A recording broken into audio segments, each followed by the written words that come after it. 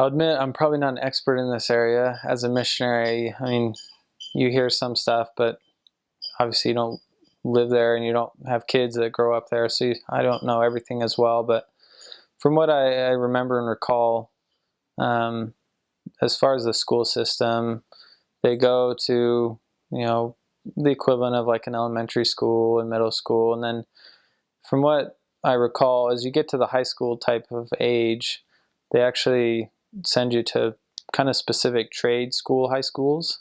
So if you want to become a certain career or do a certain thing, you'd go to a high school that more focused on that area. And I mean, they'll teach you everything, but they'll focus in that kind of one areas mostly. And then from there you can go on to college, or sometimes that high school education is enough to do what you want to do in that career.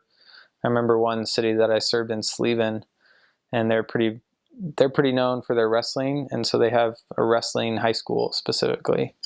And so as we go around the park, the high school is right across the street, and the wrestlers would be running around the park doing their laps and getting in shape. So I always thought that was interesting. It was like a wrestling specific high school. So yeah, that's kind of how the school system works. As you get to the high school, you kind of start branching out to what you're going to become in life. And then there are universities that you can go to. And I don't know how specific those universities are, if it's like the high schools or not, or if they're kind of general universities like in America.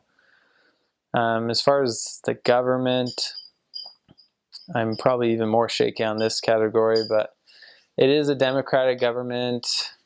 And as I mentioned, it was just kind of adopted into the EU, and they're slowly starting to build up the standards of the country to EU standards. They have elections quite commonly. I don't really know a whole lot about how the government works. It's democratic.